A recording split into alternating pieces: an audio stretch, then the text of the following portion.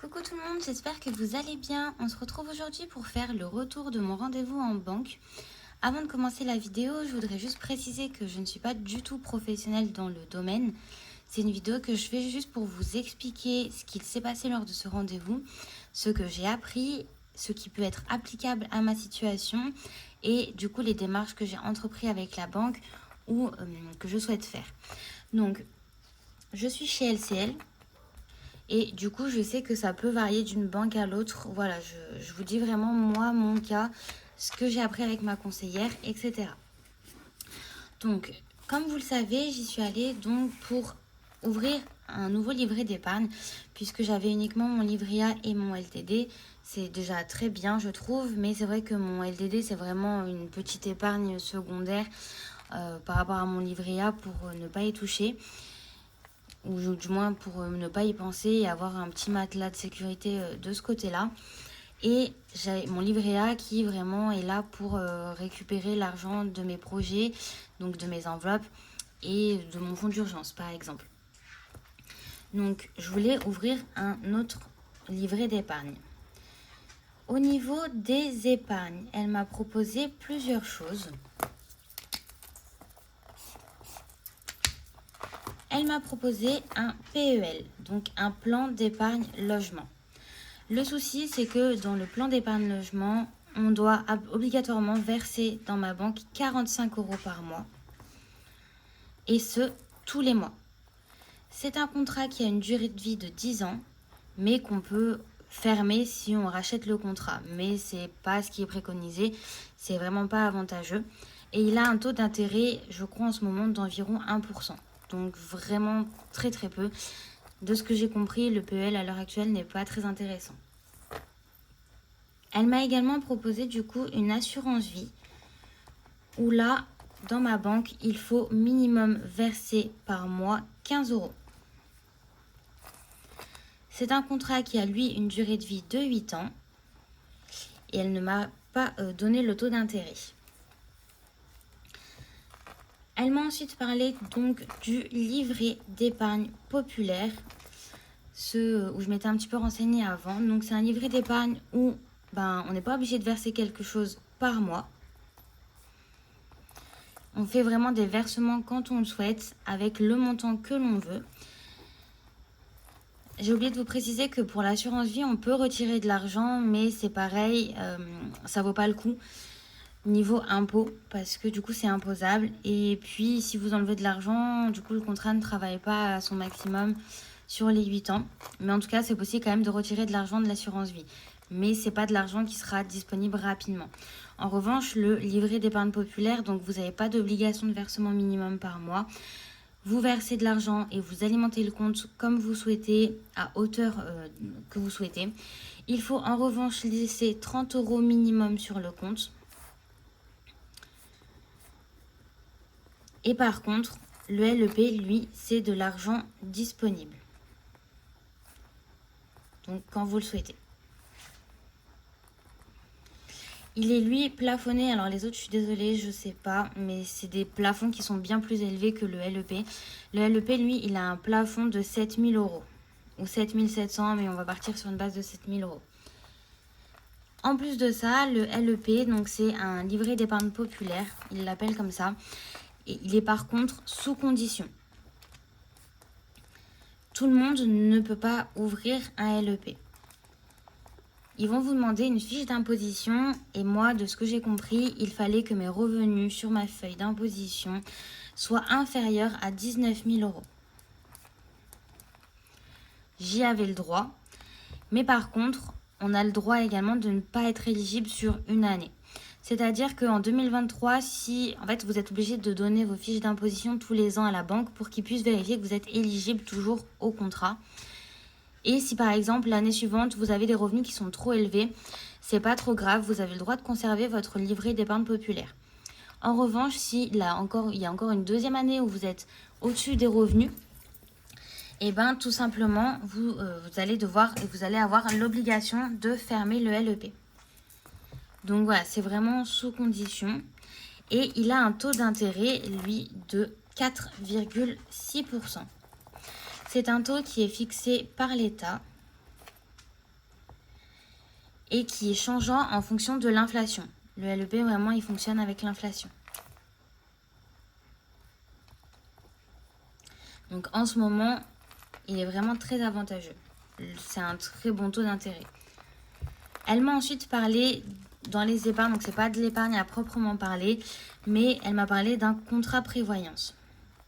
Donc le contrat prévoyance, il est lui préconisé quand en fait on a peu d'économies, puisque du coup ça va vous permettre de débloquer un capital de 30 000 euros en cas d'invalidité. Donc il doit y avoir un pourcentage d'invalidité, comme dans les assurances voitures, ou en cas de décès. Par contre, du coup, c'est une assurance que vous payez par mois, donc c'est à hauteur de 6 euros. Mais c'est un contrat que vous faites à perte. Donc, si un jour vous décidez que votre contrat de prévoyance ne vous intéresse plus et que vous souhaitez l'arrêter, vous aurez cotisé tous les mois 6 euros, mais vous ne toucherez pas d'argent à la fin de ce contrat. C'est comme pour une assurance voiture, vous cotisez tous les mois en cas d'accident. Si vous avez un accident, vous allez être indemnisé à la hauteur de ce qui est noté sur votre contrat. Mais par contre, si vous n'avez jamais eu d'accident et que l'assurance s'arrête, vous ne touchez rien. Vous aurez déboursé de l'argent et à la fin, vous ne touchez rien du tout. Voilà ce qu'elle m'a proposé donc en termes d'épargne. Donc vis-à-vis de ma situation, moi, le PEL, 45 euros par mois, je ne suis pas sûre de pouvoir l'assurer, sachant que je mets aussi de l'argent sur le livret A de ma fille. J'essaye d'en mettre un petit peu sur mon LDD.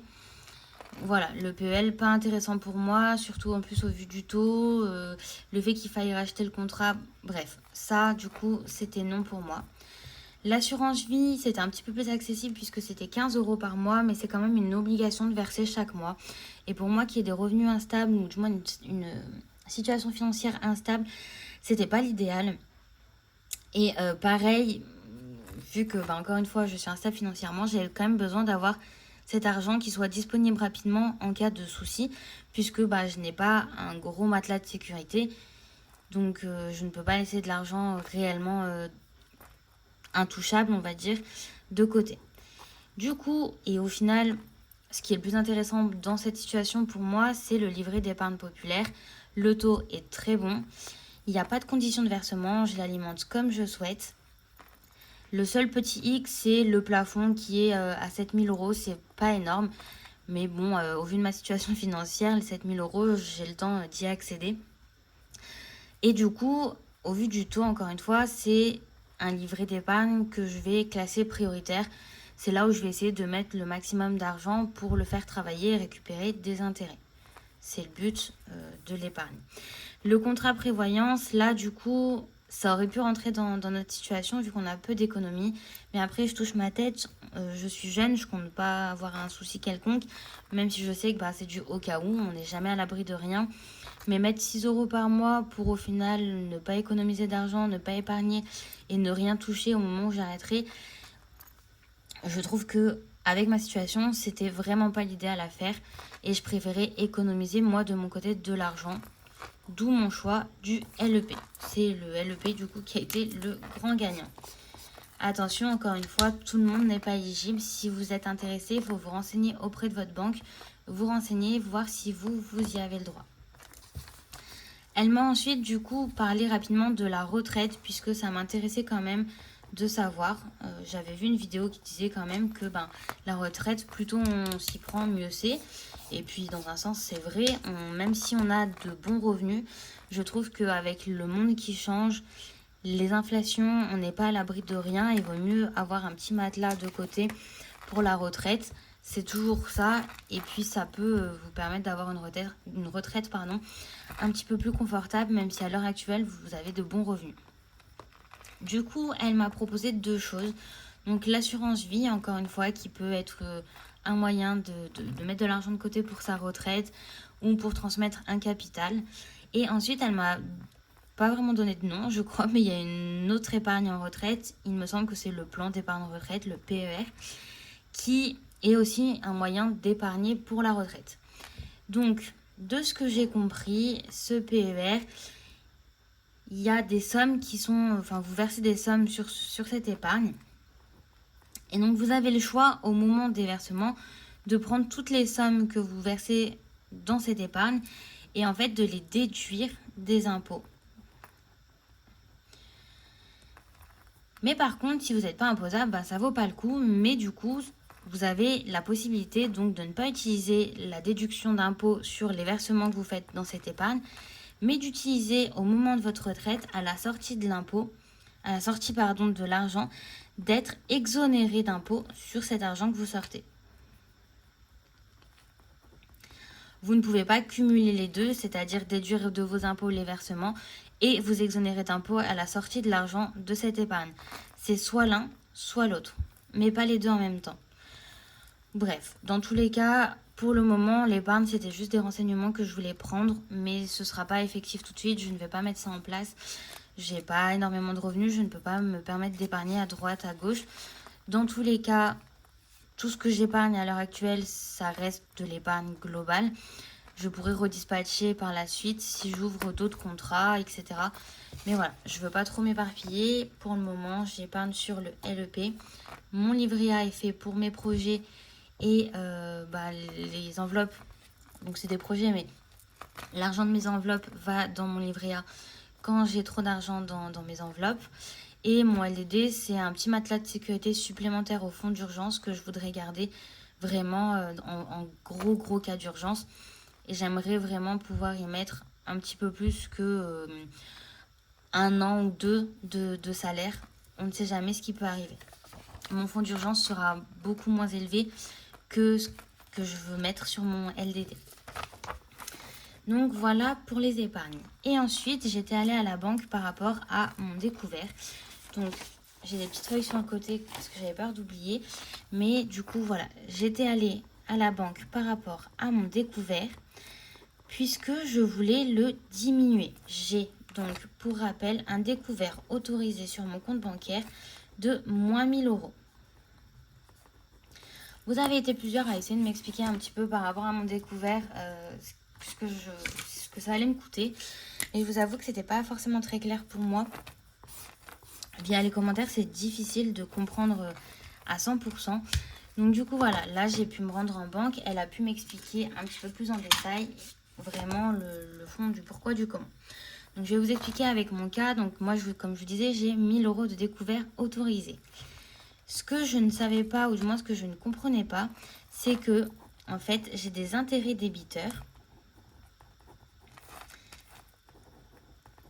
Et que les intérêts débiteurs, en fait, c'est complètement différent des agios. Et en fait, en plus des intérêts débiteurs, je peux être amenée à avoir des agios suite à ce découvert. Donc, pour vous expliquer un petit peu plus clairement, les intérêts débiteurs sont en fait des intérêts que la banque prélève quand on utilise le découvert, même s'il nous est autorisé. Donc même autorisé, ça vous coûte de l'argent en fait.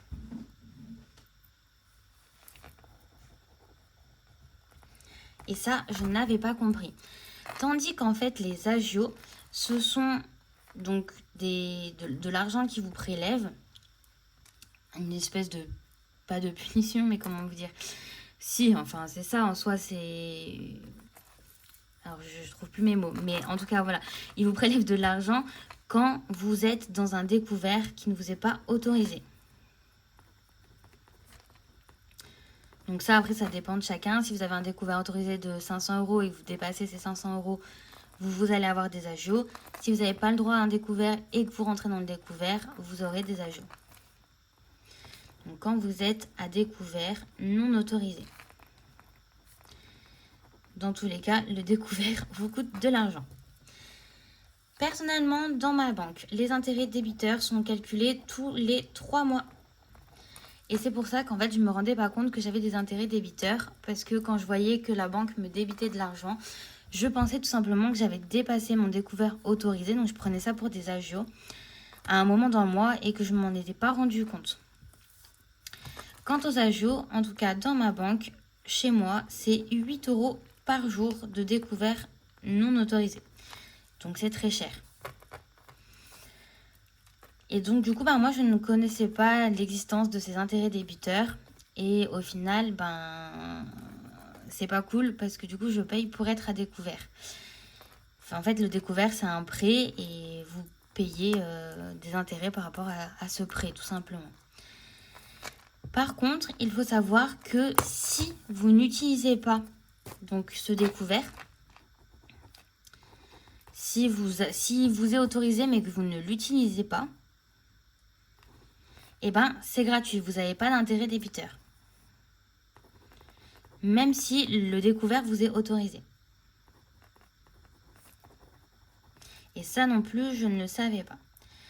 Donc, c'est très important parce que ça va jouer sur ma décision finale par rapport à la réduction de mon découvert autorisé. Puisque en parlant avec ma conseillère, tout simplement, on s'est rendu compte que depuis le temps que j'étais à découvert autorisé et que ma situation financière n'était pas très stable, il était mieux pour moi, en tout cas dans ma situation, de rembourser donc ce découvert. Chose que j'avais prévue avec le crédit que j'ai fait à ma maman. J'avais prévu de mettre 1 000 € dans mon découvert. Donc de le rembourser pour rentrer en fait dans cette catégorie de on n'utilise pas le découvert. Donc pas d'intérêt débiteur.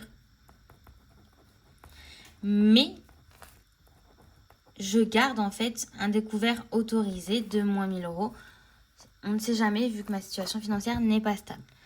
De ce fait, elle m'a dit que il serait mieux que j'essaye de garder, de ne pas rentrer dans un découvert pendant plusieurs mois, mais de le garder autorisé. Tout simplement pour ne pas tomber après dans la case agio, en cas de coup dur, en cas de facture, en cas d'imprévu. Et que du coup, je me retrouve dans la panade à être prélevé beaucoup plus que si j'avais juste des simples intérêts débiteurs en utilisant le découvert. Je ne sais pas si vous me suivez. Mais c'est ce qu'on s'est dit. Donc du coup, je ne diminue pas mon découvert autorisé, je le garde.